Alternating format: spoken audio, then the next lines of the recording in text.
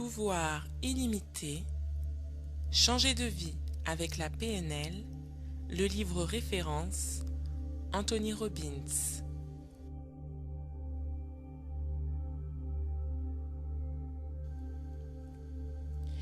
Si un individu produit un résultat que nous voulons imiter, savoir qu'il a formé telle image mentale et qu'il s'est dit telle phrase ne suffit pas.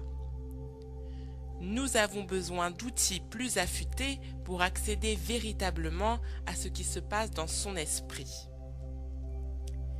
C'est là qu'interviennent les sous-modalités. Elles sont les qualités exactes des éléments requis pour obtenir un résultat. Ce sont les parties les plus petites et les plus précises qui composent la structure de l'expérience humaine. Pour être en mesure de comprendre et de contrôler une expérience visuelle, nous devons en savoir plus sur l'objet qui la provoque. Nous devons savoir s'il est clair ou foncé, noir, blanc ou coloré, mobile ou fixe. De la même façon, nous avons besoin de savoir si une communication sonore est forte ou faible, proche ou éloignée, sourde ou timbrée. Voici une liste de sous-modalités. Page 124. Liste de sous-modalités possibles. Première catégorie, liste des sous-modalités visuelles. Petit 1. Image qui défile ou vue fixe. Petit 2. Panoramique ou encadré, entre parenthèses, si encadré, format du cadre. Petit 3. Couleur ou noir et blanc. Petit 4. Luminosité. Petit 5.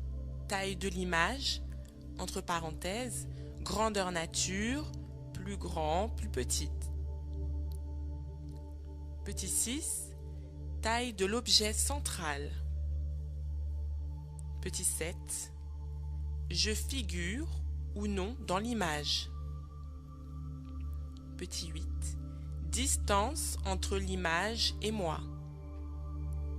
Petit 9. Distance entre l'objet central et moi. Petit 10. En 3 dimensions. Petit 11. Intensité de la couleur, entre parenthèses, ou du noir et blanc. Petit 12. Degré du contraste. Petit 13. Mouvement ou non, entre parenthèses si oui, rapide ou lent. Petit 14. Net ou flou, entre parenthèses, et quels éléments. Petit 15. Netteté intermittente ou permanente. Petit 16. Nombre d'images, entre parenthèses, passage de l'une à l'autre. Petit 17. Le lieu. Exemple des sous-modalités visuelles qui semblent avoir le plus d'effet sur la plupart des individus. Deuxième catégorie, liste de sous-modalités sonores. Petit 1. Le volume. Petit 2. La cadence, entre parenthèses, interruption, série. Petit 3. Le rythme, régulier ou non. Petit 4. Inflexion, entre parenthèses, mots appuyés et comment. Petit 5. Le tempo. Petit 6. La pause. Petit 7. La tonalité. Petit 8. Le timbre. Entre parenthèses, le type, origine de la résonance. Petit 9, caractéristiques du son.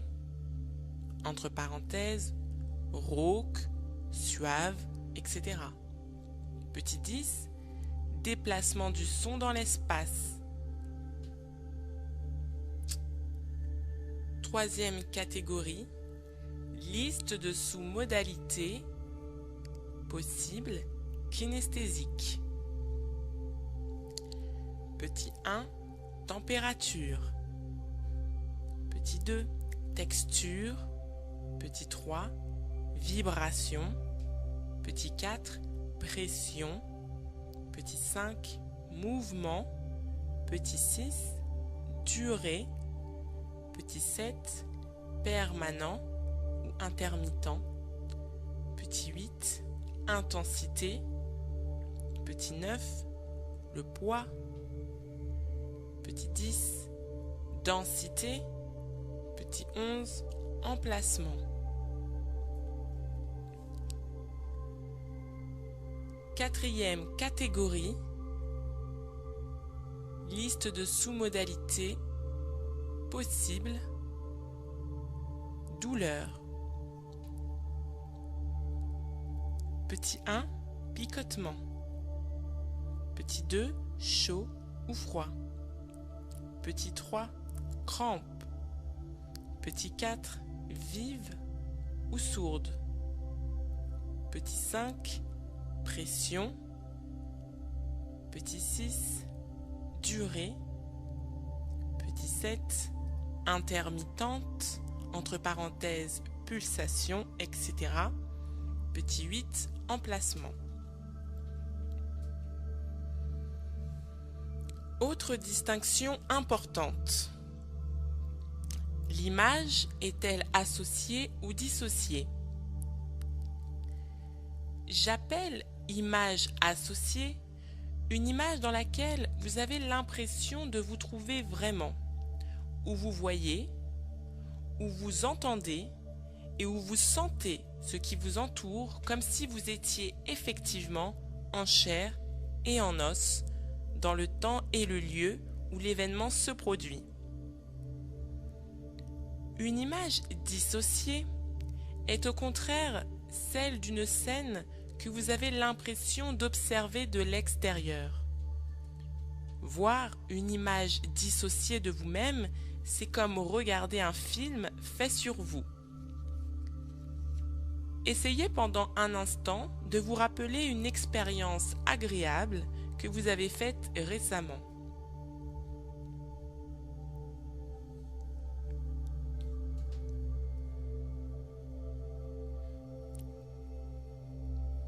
Essayez en fait d'entrer dans cette expérience.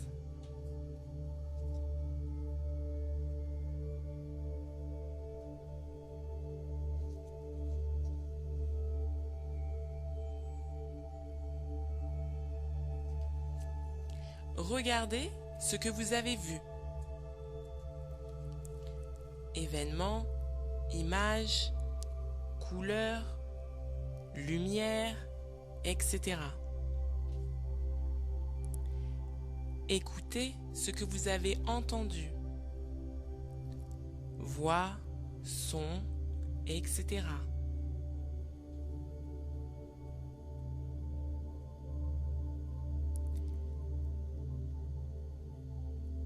Éprouvez ce que vous avez ressenti. Émotions, température, etc.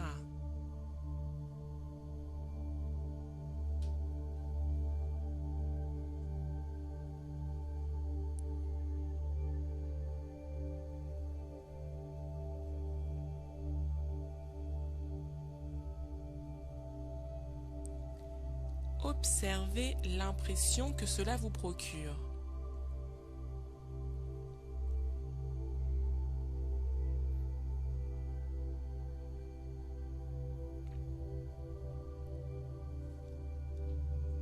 Sortez maintenant de votre corps et sentez que vous êtes en train de vous éloigner de la scène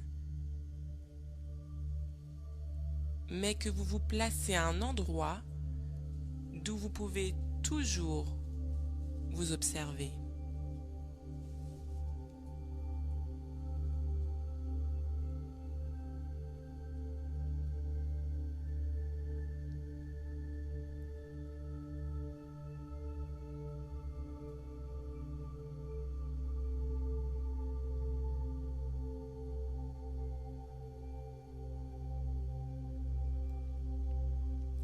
Quelle différence remarquez-vous?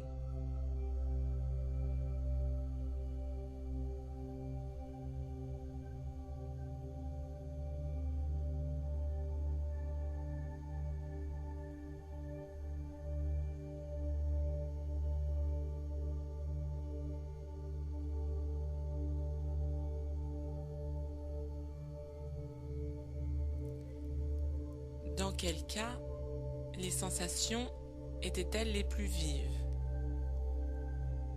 Dans le premier ou le second?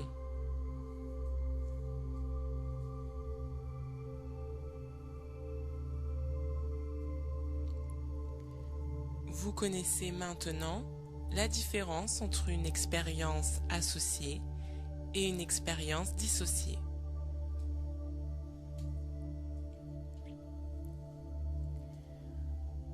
En utilisant les distinctions de sous-modalités, comme celle qui oppose association et dissociation, vous pouvez radicalement transformer l'expérience que vous faites de la vie. Nous avons appris que toutes les conduites humaines résultent de l'état dans lequel nous sommes et que nos états sont créés par nos représentations internes, parce que nous nous représentons, ce que nous nous disons, etc. Et par notre physiologie, la façon dont nous utilisons les différentes parties de notre corps. Nous allons voir dans ce chapitre comment modifier en un instant nos représentations internes et du même coup, modifier nos états et nos comportements. Tout comme un metteur en scène peut modifier l'effet que son film produit sur le public, vous pouvez modifier les effets que tout événement de la vie produit sur vous. Le metteur en scène modifiera l'angle de la prise de vue, le volume et le style de musique, la vitesse et l'ampleur des mouvements, la couleur et la qualité de l'image, et créera ainsi l'état qu'il veut dans le public.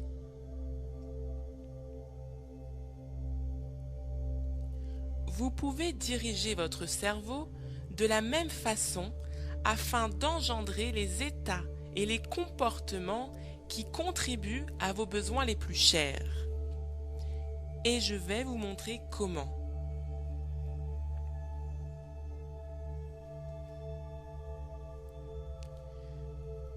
Je voudrais que vous vous rappeliez un souvenir très agréable.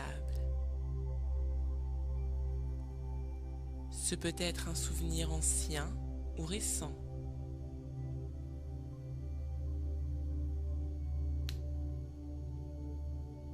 Fermez les yeux. Détendez-vous. Et concentrez-vous dessus.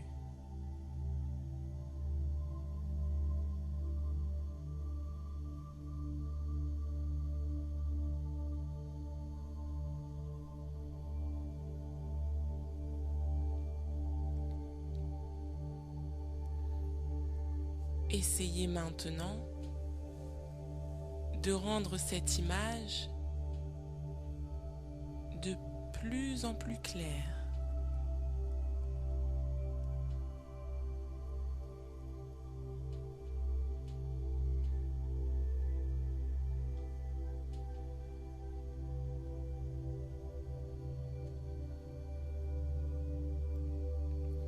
Au fur et à mesure que l'image s'éclaircit,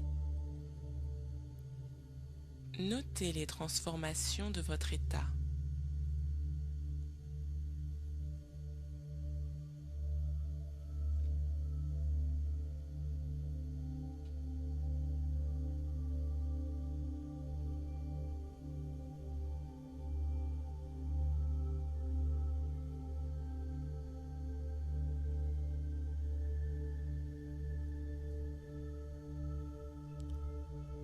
Maintenant, arrêtez et agrandissez l'image.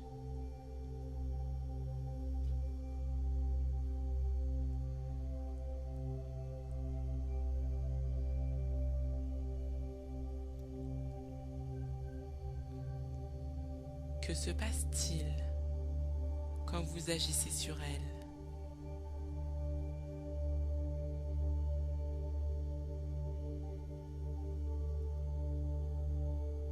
L'intensité de l'expérience change, n'est-ce pas?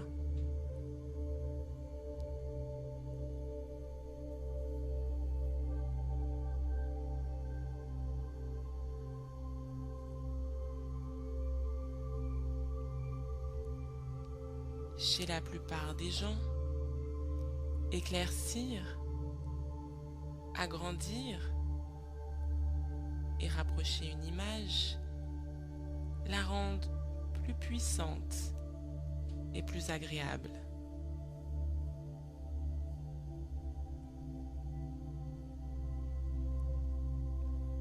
Cela augmente la force et le plaisir de la représentation interne.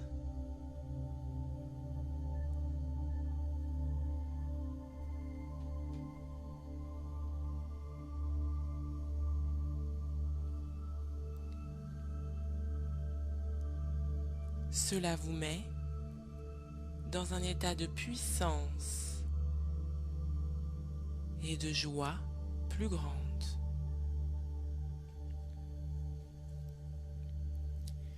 Tout le monde a accès aux 3 modalités. Entre parenthèses, représentation interne, visuelle, auditive et kinesthésique. Mais chacun recourt de façon différente aux différents systèmes de représentation. Beaucoup de gens accèdent à leur cerveau dans un cadre surtout visuel. C'est ce que nous avons fait dans l'expérience précédente. Revenez maintenant aux souvenirs agréables de tout à l'heure.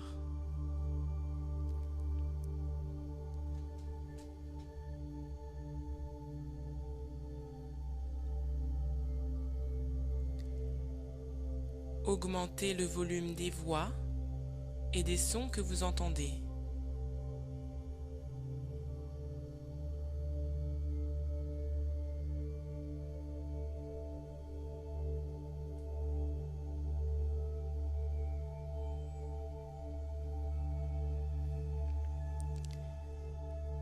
Rythmez-les plus. Augmentez-en les basses et le timbre.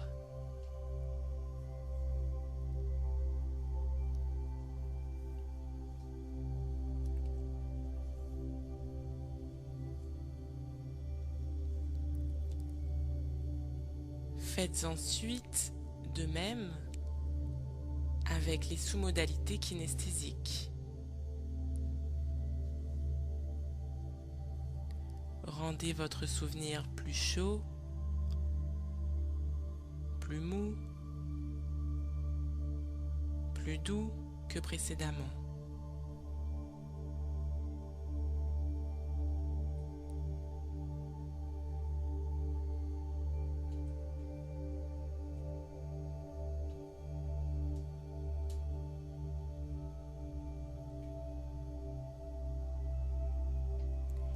Quelle sensation la scène provoque-t-elle maintenant?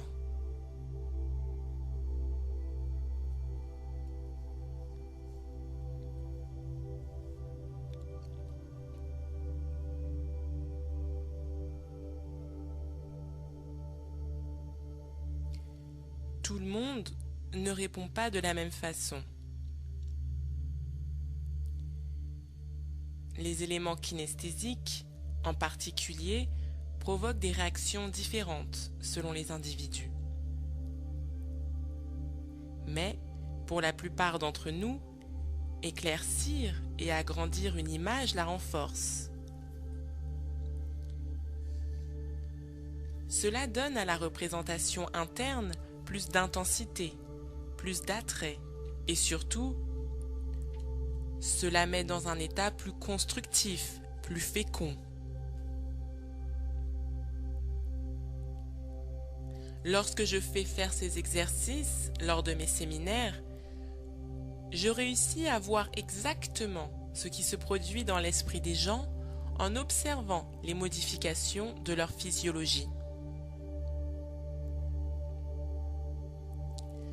Leur respiration devient plus profonde, leurs épaules s'élargissent, leur voix se détend, leur corps tout entier semble plus alerte.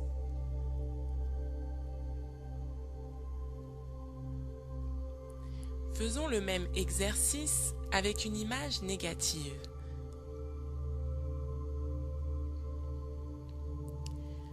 Réfléchissez à une scène pénible et douloureuse.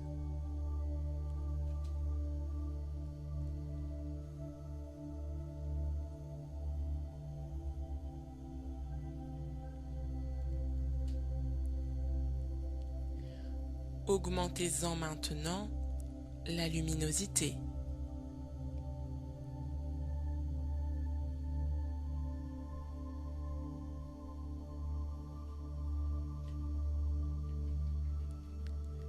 Rapprochez-la de vous. Agrandissez-la.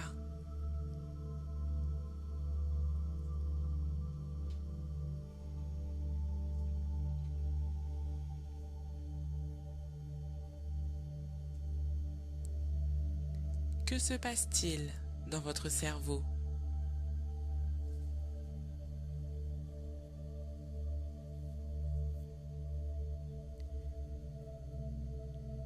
La plupart des gens constatent que leur état négatif a empiré.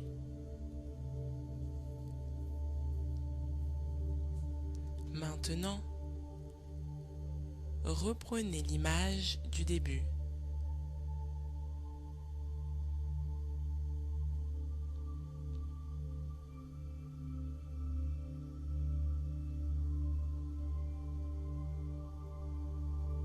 Que se passe-t-il si vous l'assombrissez, si vous en diminuez la taille et l'éloignez de vous?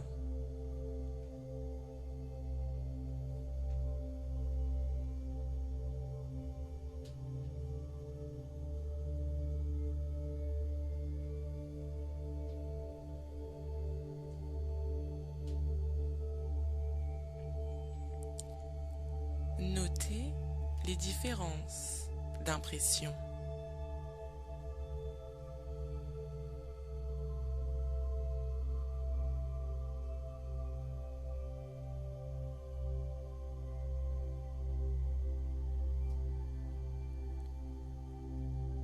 Vous constaterez que les sensations négatives ont perdu de leur intensité.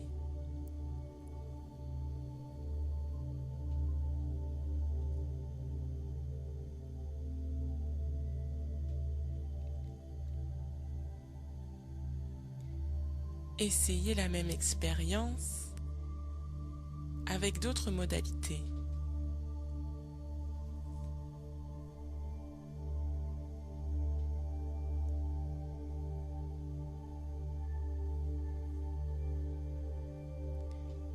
Écoutez votre voix intérieure ou tout autre son présent dans la scène.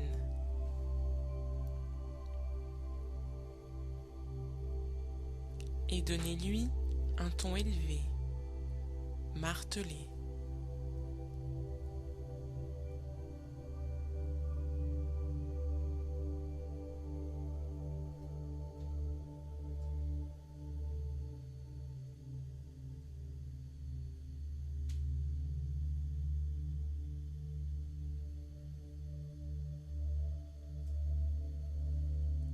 Ou bien durcissez tout ce que vous touchez.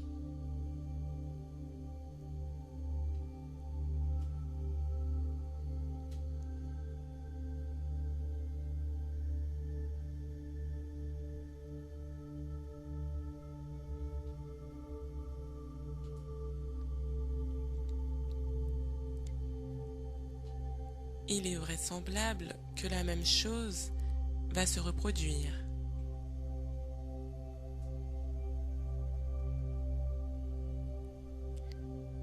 Les sensations négatives vont être accentuées.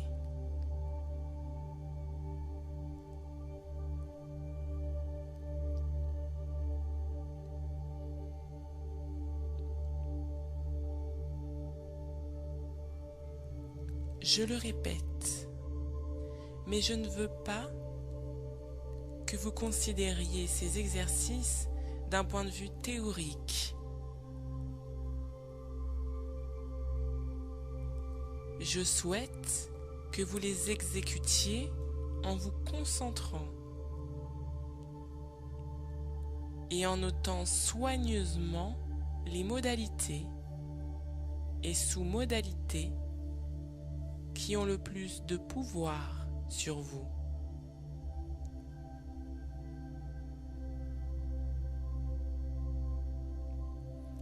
Recommençons donc ces exercices en faisant attention à la façon dont la manipulation des images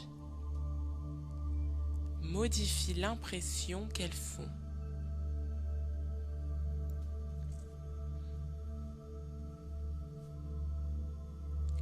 Reprenez l'image négative précédente et rétrécissez-la.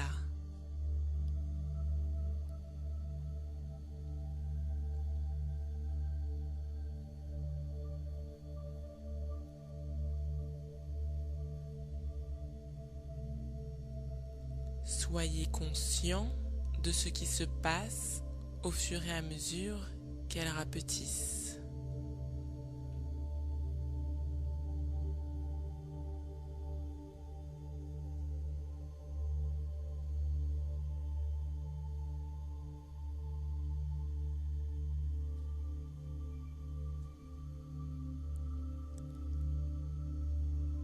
Maintenant, rendez-la plus floue.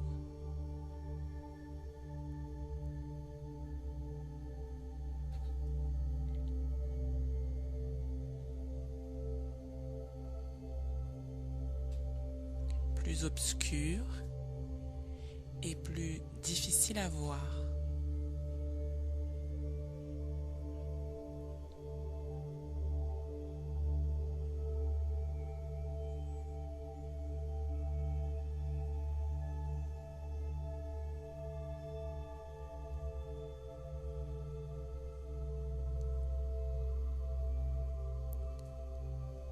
Puis, éloignez-la de vous.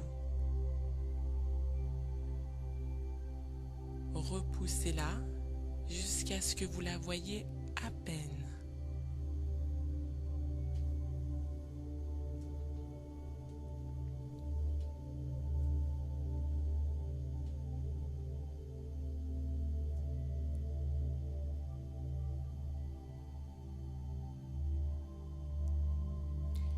Et pour finir, ramenez-la en plein soleil.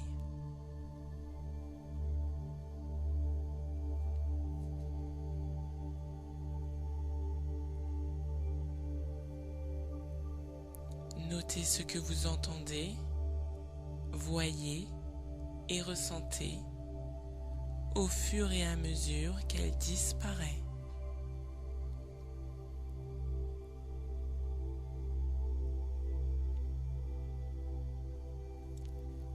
Faites la même chose avec la modalité sonore.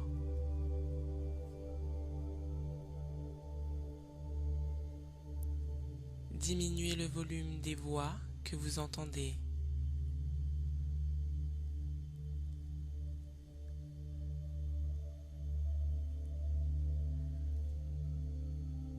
Rendez-les plus nonchalantes.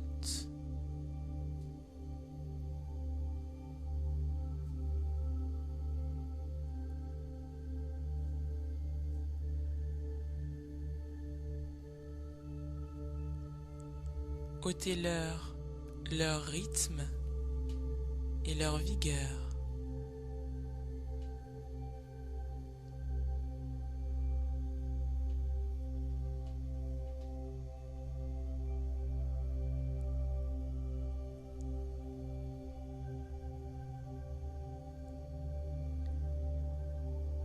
faites la même chose avec les perceptions kinesthésiques.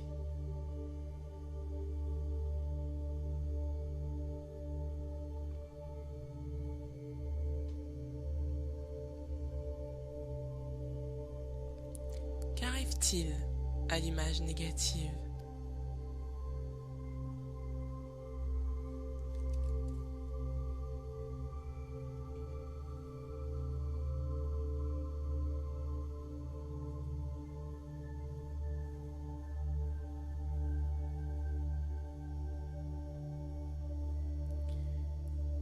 Si vous êtes comme la plupart des gens, elle perd de sa force.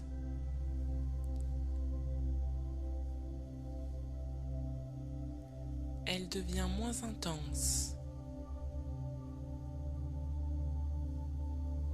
moins douloureuse, ou même disparaît.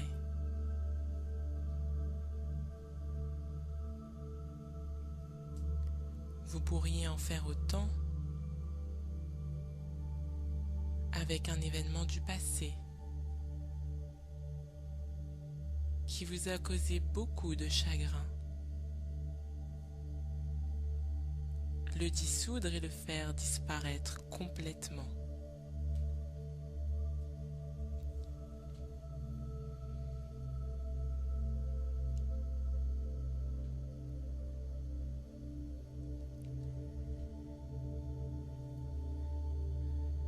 Je pense que vous voyez, à partir de cette petite expérience, la force que peut avoir cette technique.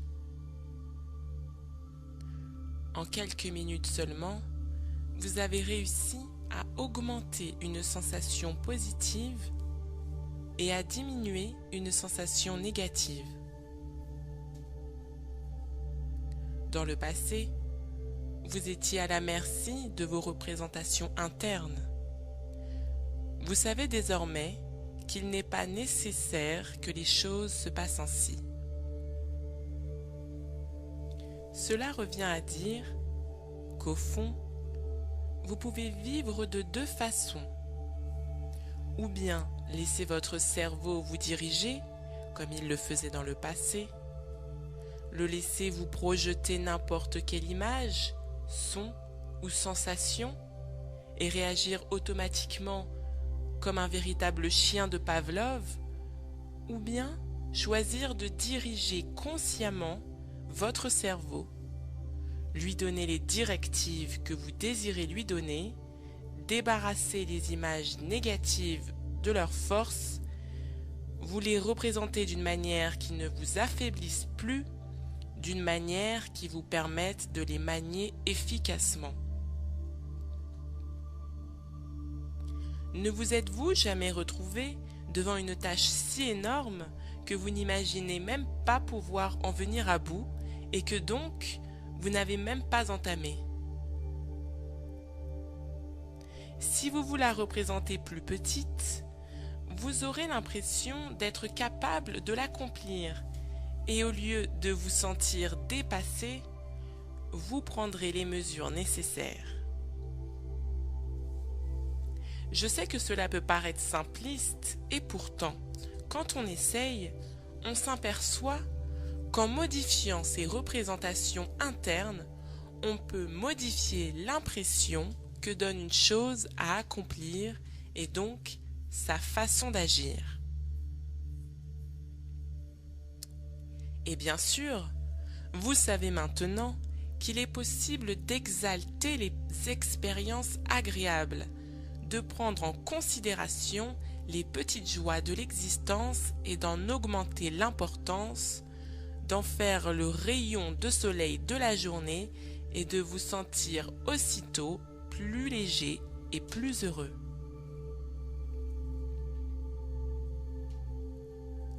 Nous disposons là du moyen de donner plus de piment, d'attrait et de gaieté à la vie. Rien n'est bon ni mauvais, mais y penser le rend ainsi. Shakespeare.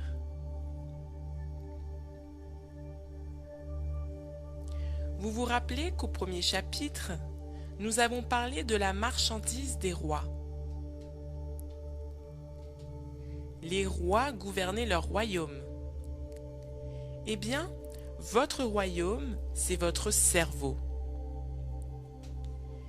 Et vous pouvez le gouverner en contrôlant la manière dont vous vous représentez les expériences de la vie.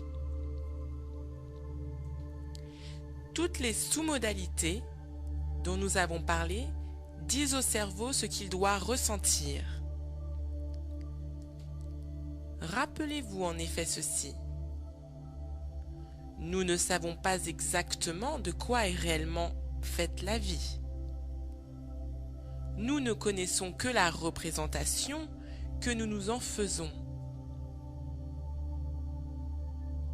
Si donc nous nous représentons une image négative sous une forme volumineuse, claire, puissante et sonore, notre cerveau nous fera ressentir une mauvaise expérience extrêmement volumineuse, claire, puissante et sonore. Mais si nous rétrécissons cette image, l'obscurcissons, l'immobilisons, nous lui ôterons sa force et le cerveau réagira en conséquence. Au lieu de nous mettre dans un état négatif, il suffit de hausser les épaules et de traiter cette image sans la laisser nous bouleverser.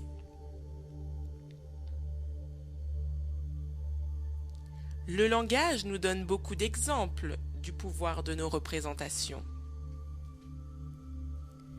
Que voulons-nous dire quand nous déclarons qu'un individu est promis à un brillant avenir? Que ressentons-nous quand quelqu'un nous dit que l'avenir paraît sombre? Ou quand nous parlons de faire la lumière sur une affaire? Qu'entendons-nous par l'expression prendre des proportions excessives ou donner une image déformée des faits? Ou quand nous annonçons que quelque chose nous pèse sur la conscience ou que nous avons fait une fixation mentale sur tel événement? Qu'entendez-vous par « ça sonne bien » ou « il s'est produit un déclic » ? Nous avons tendance à considérer ces expressions comme des métaphores. Ce n'en sont pas. Ce sont généralement des descriptions précises de ce qui s'est produit dans votre esprit. Repensez à ce qui s'est produit tout à l'heure, quand vous vous êtes rappelé un mauvais souvenir et l'avez agrandi. Vous rappelez-vous comment cela a accentué l'aspect négatif de l'expérience et comment cela vous a mis dans un état négatif? Pouvez-vous trouver un meilleur moyen de décrire cette expérience que de dire qu'elle a pris des proportions excessives? Nous savons donc, d'instinct, le pouvoir de nos images mentales. Je le répète, nous pouvons contrôler notre cerveau et ne pas nous laisser contrôler par lui.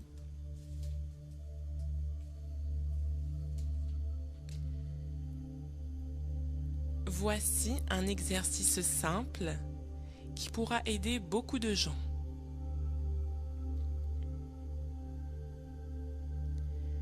Avez-vous déjà été obsédé par un dialogue intérieur que vous ne réussissez pas à interrompre, comme si votre cerveau refusait de se taire?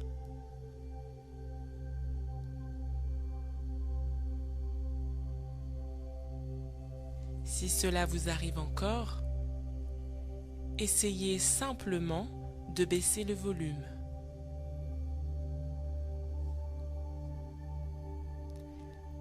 atténuer la voix qui résonne dans votre tête, éloignez-la.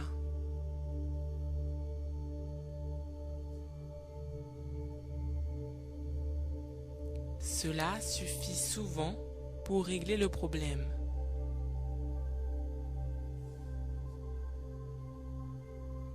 Ou bien, entendez-vous parfois une voix qui vous empêche d'agir?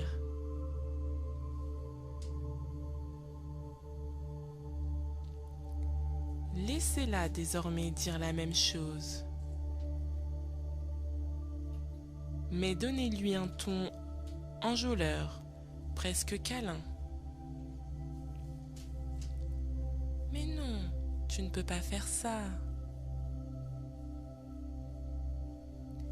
Quel effet cela produit-il?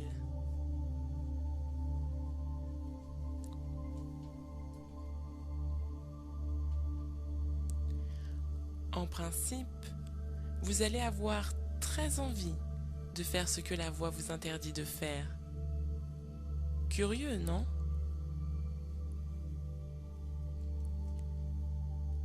Passons à un autre exercice.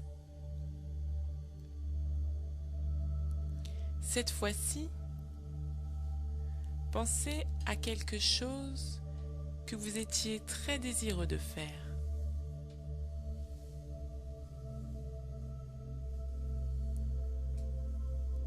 Détendez-vous et formez une image mentale aussi claire que possible de la scène que vous voulez évoquer.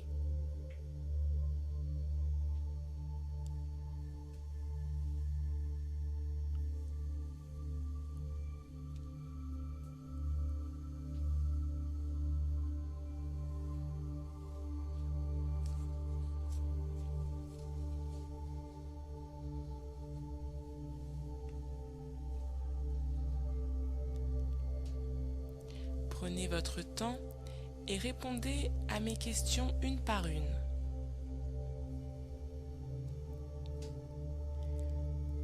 Les réponses varient selon les individus.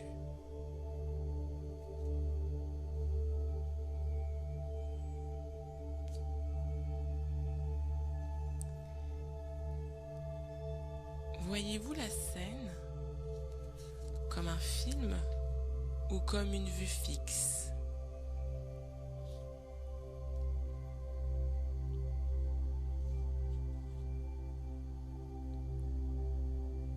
Est-elle en couleur ou en noir et blanc?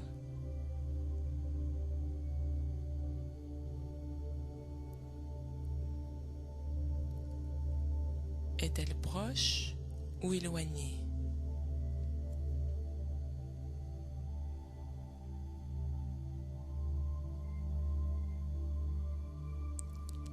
Est-elle à droite, à gauche ou au centre?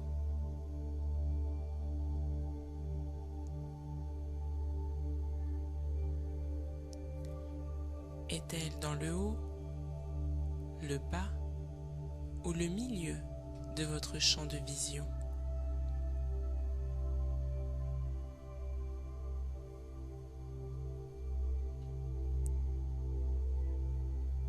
Est-elle associée, c'est-à-dire la voyez-vous comme si vous y étiez présent,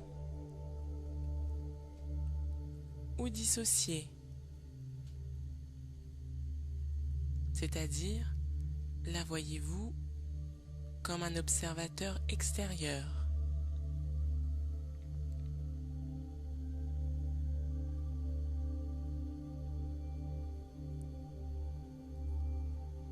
Est-elle encadrée? Ou s'agit-il d'un panorama qui s'étend à l'infini?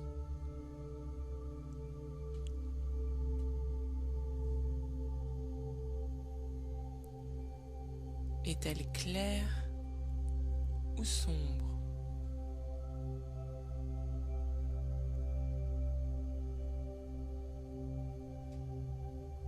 Est-elle nette ou floue?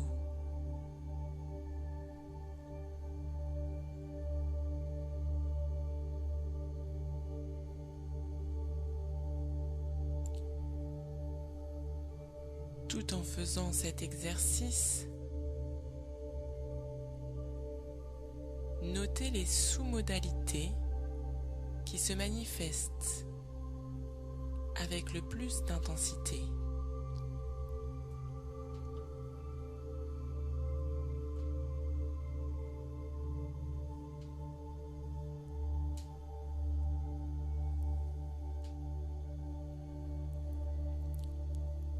Passez maintenant en revue vos sous-modalités auditives et kinesthésiques.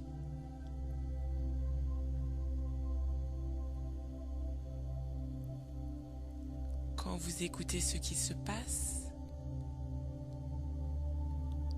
entendez-vous votre propre voix ou les voix des autres personnes présentes?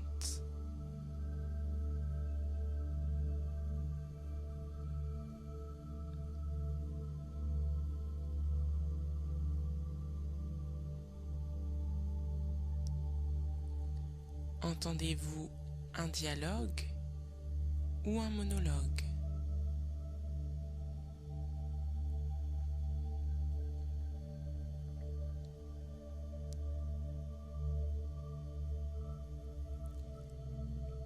Les sons que vous entendez sont-ils forts ou faibles?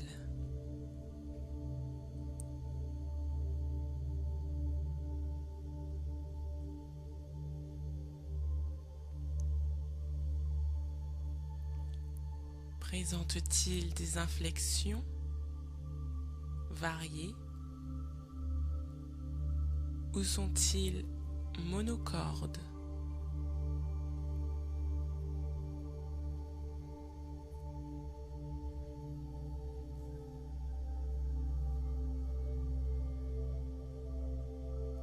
Sont-ils rythmés ou hachés?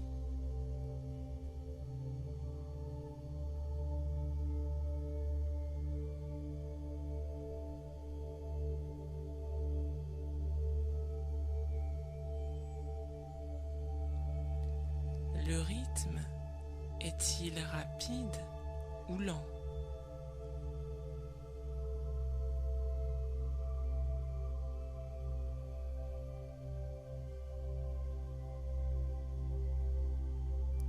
Les sons vont et viennent-ils ou sont-ils permanents?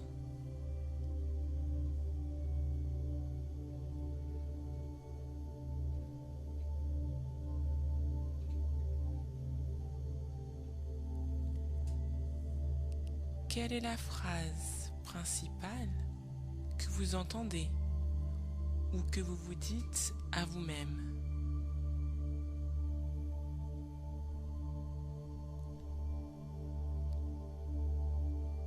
D'où vient le son?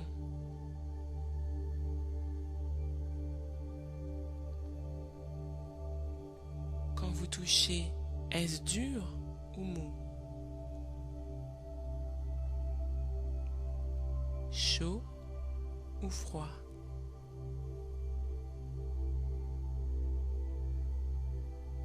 Rugueux ou lisse?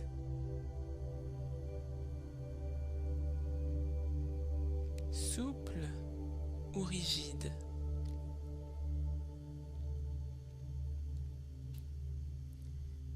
Solide ou liquide?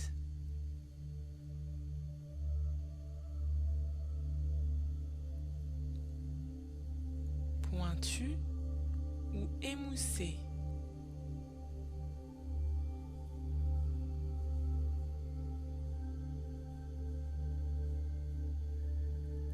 Sur quelle partie de votre corps s'exerce la sensation?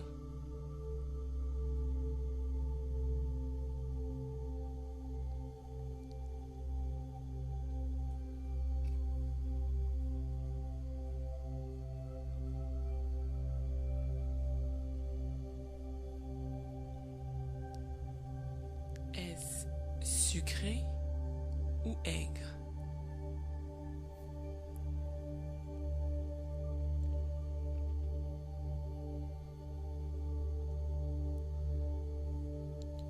Au début, Vous aurez peut-être des difficultés à répondre à certaines de ces questions.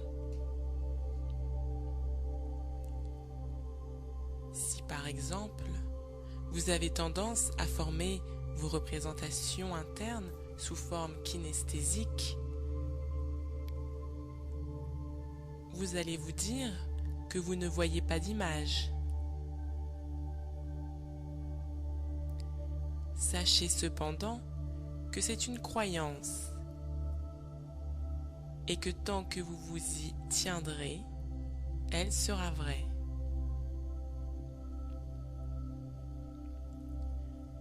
Au fur et à mesure que vous prendrez conscience de vos sous-modalités, vous apprendrez à améliorer votre perception par ce que j'appelle le chevauchement.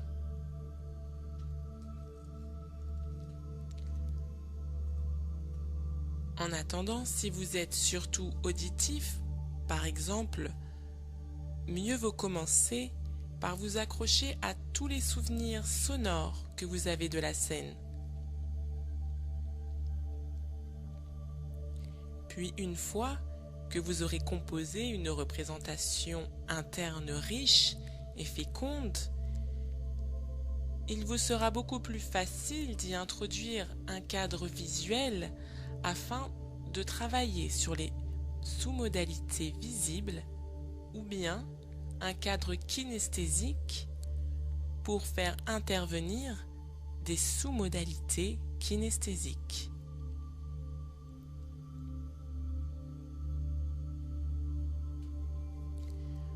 Vous venez donc de voir la structure d'une scène où vous étiez très motivé pour agir. Imaginez maintenant une action pour laquelle vous désiriez être très motivé alors que ça n'a pas été le cas jusqu'à présent.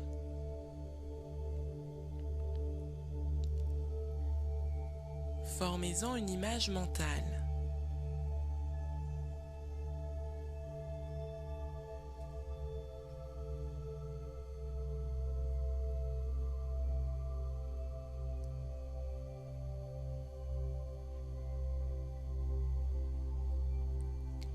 Posez-vous ensuite les mêmes questions que plus haut, en prenant soin de noter en quoi les réponses diffèrent des réponses précédentes.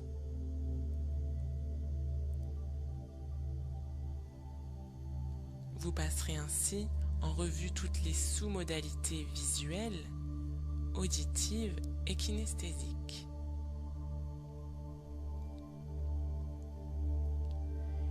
Quand vous écoutez ce qui se passe, entendez-vous votre propre voix ou les voix des autres personnes présentes?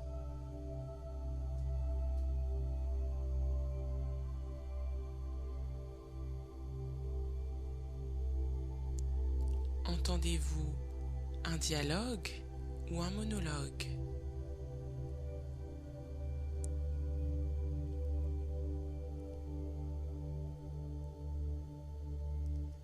Les sons que vous entendez sont-ils forts ou faibles?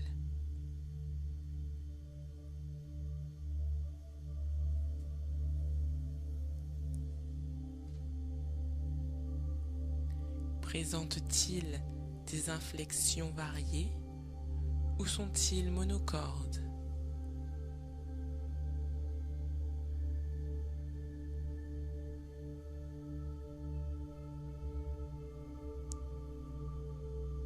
Sont-ils rythmés ou hachés?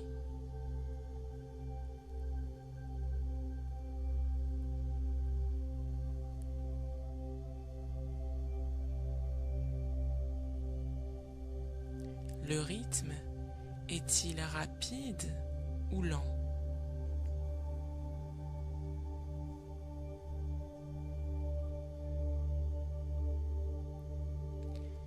Les sons vont et viennent-ils ou sont-ils permanents?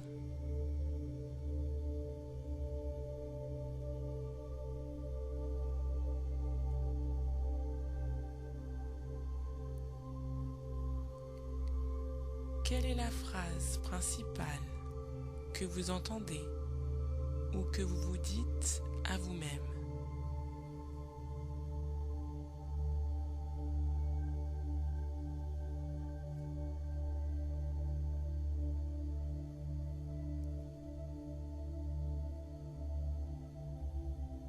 D'où vient le son?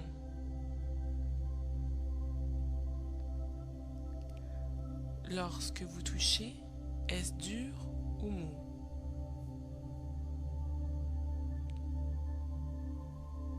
Chaud ou froid?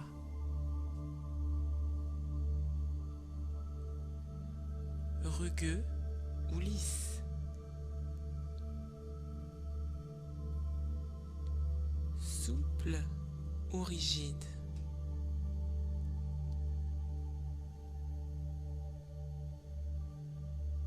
Solide ou liquide?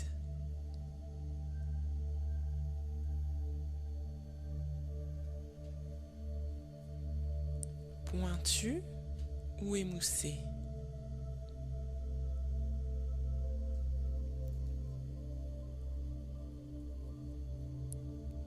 Sur quelle partie de votre corps s'exerce la sensation?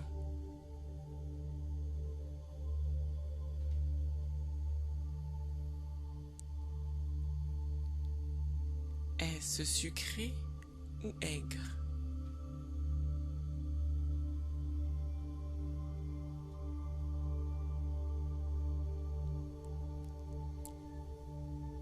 Revenez maintenant à l'expérience pour laquelle vous étiez très motivé. Appelons-la l'expérience 1. Puis, à l'expérience pour laquelle vous vouliez être motivé. L'expérience 2. Et regardez-les simultanément. Ce n'est pas difficile.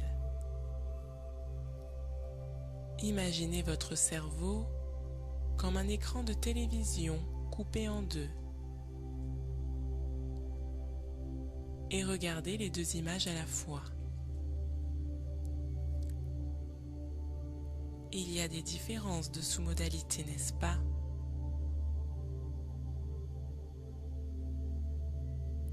C'est facile à prévoir puisque des représentations différentes produisent des effets différents sur le système nerveux.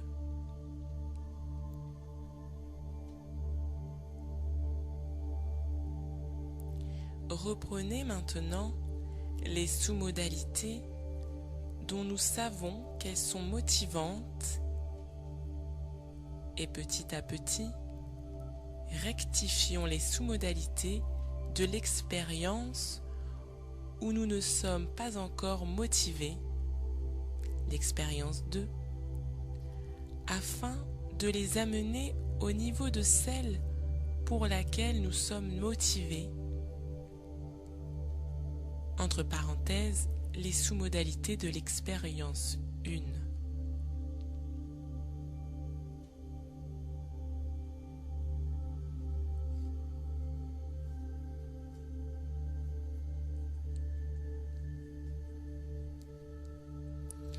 Les différences varient d'un individu à l'autre.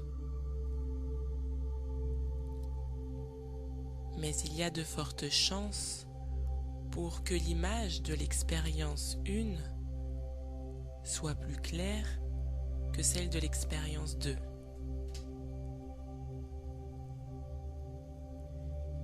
Elle sera également plus audible et plus rapprochée.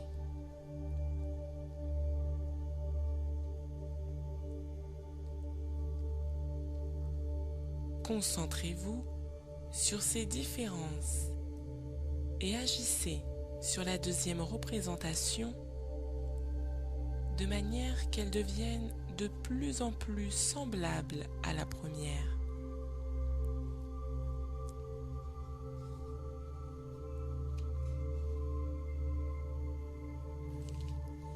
N'oubliez pas de faire de même pour les représentations auditives et kinesthésiques. Allez-y.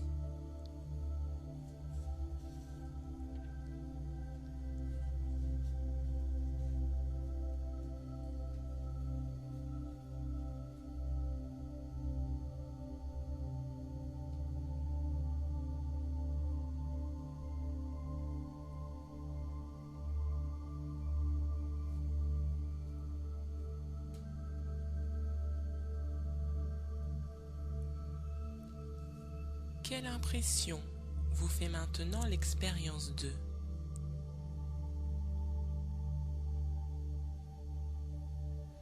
Êtes-vous plus motivé?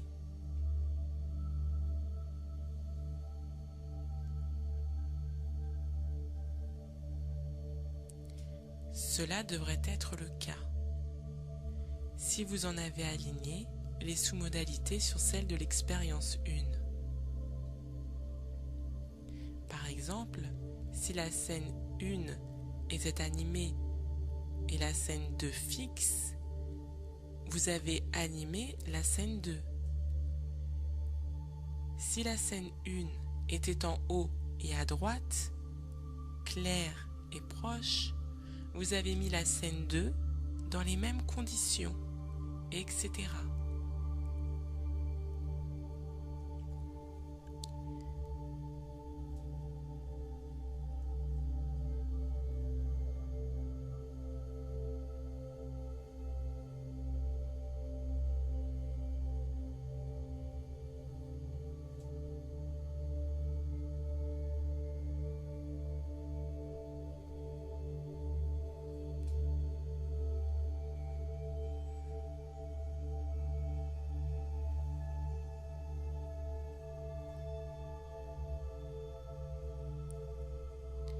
Cet exercice surprend parfois.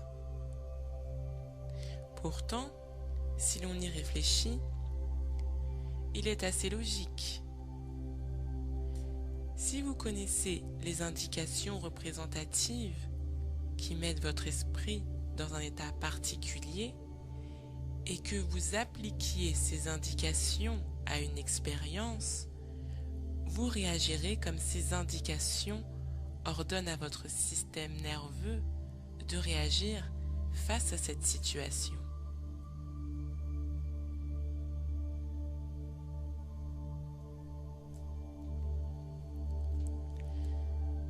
Rappelez-vous que les mêmes représentations internes créent les mêmes états, les mêmes sensations, et les mêmes sensations déclenchent les mêmes actions. C'est pourquoi, si vous réussissez à savoir ce qui vous motive pour entreprendre telle action, vous saurez exactement quoi faire pour vous sentir motivé en toutes circonstances. Et à partir de cet état de motivation, vous pourrez agir efficacement. Il est important de noter que certaines sous-modalités essentielles nous affectent plus que d'autres. Par exemple, j'ai demandé un jour à un homme avec qui je travaillais quelles étaient les sous-modalités qui le motivaient le plus. La plupart des sous-modalités visuelles ne semblaient pas l'affecter beaucoup. En revanche, les mots et le ton de la voix qu'il employait pour se parler à lui-même jouaient un rôle considérable. En outre, quand il était motivé, il sentait une tension dans ses biceps. Par contre, quand il n'était pas motivé ou qu'il était fâché, il éprouvait une tension dans la mâchoire et son ton de voix changeait complètement. En modifiant seulement ces deux sous-modalités, je pouvais le faire passer instantanément d'un état de contrariété et de désintérêt à un état de motivation. On peut faire la même chose avec la nourriture. Une femme adorait le chocolat à cause de sa texture, de son aspect lisse et crémeux, mais elle détestait les raisins parce que les pépins croquaient sous la dent. Il m'a suffi de lui demander d'imaginer qu'elle mangeait un grain de raisin doucement, qu'elle le mordait lentement et qu'elle en sentait la texture en le faisant tourner dans sa bouche. Je lui ai également demandé de décrire le processus. Ayant fait cela, elle se mit aussitôt à apprécier le raisin et continue depuis à l'aimer. Quand on est comme moi, ce que j'ai appelé un imitateur, on est toujours curieux de savoir comment les gens font pour obtenir tel résultat, mental ou physique. Les gens qui viennent me voir pour me demander conseil me disent « Je suis complètement déprimé ». Je ne leur demande ni pourquoi ils sont déprimés, ni de me représenter et de se représenter à eux-mêmes les raisons de leur dépression. Cela ne ferait que les plonger dans un état de dépression plus profond. Je ne veux pas savoir le pourquoi de leur malaise, mais son comment. Je leur demande donc « Comment vous y prenez-vous » J'ai droit généralement à un regard étonné, parce que la personne ne se rend pas compte qu'elle doit faire un certain nombre de choses dans son esprit et dans son corps pour être déprimée. Je lui demande alors « Si j'étais dans votre corps, comment ferais-je pour me sentir déprimée ? Qu'est-ce que j'imaginerais ? Qu'est-ce que je me dirais ? Comment le dirais-je ? Sur quel ton le dirais-je ? » Ces processus provoquent en effet des réactions mentales et physiques spécifiques et produisent donc des effets affectifs particuliers. Si vous modifiez la structure du procédé, il peut se transformer en autre chose, en un état différent de celui de dépression.